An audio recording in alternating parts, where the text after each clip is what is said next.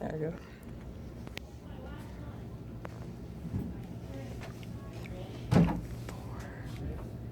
You're the fifth one.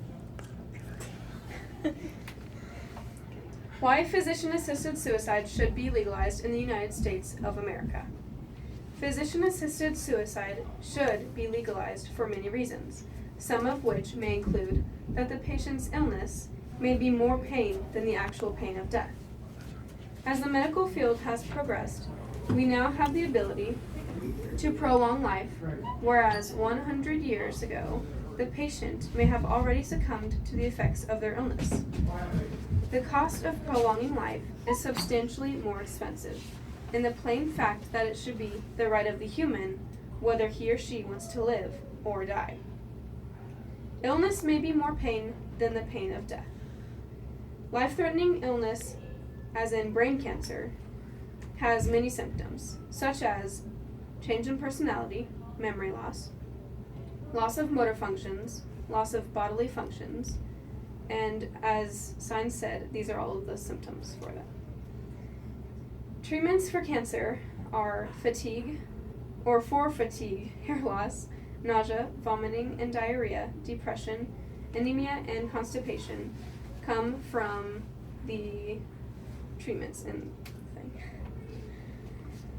All doctors have to take a Hippocratic oath, which is, I will not give a lethal drug to anyone if I am asked, nor will I advise such a plan. And I found this information at Greek.com.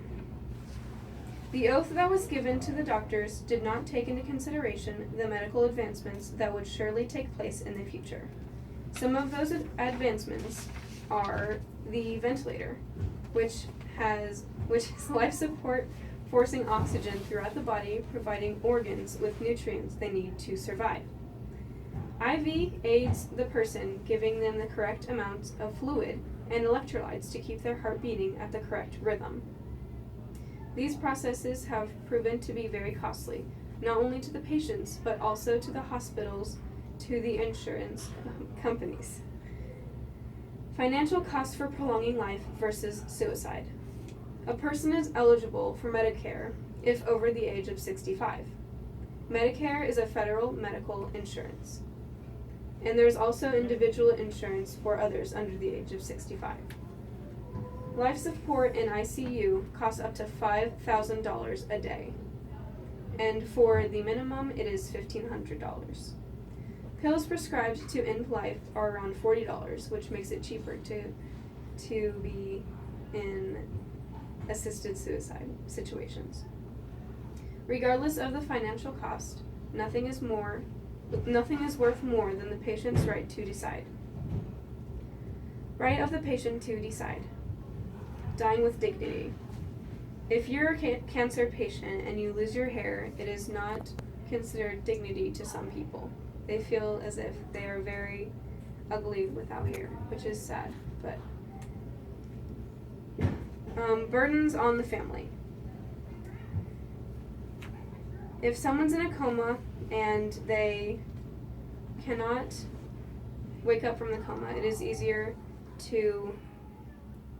more cheaper to just pull the plug than to keep them and use resources going.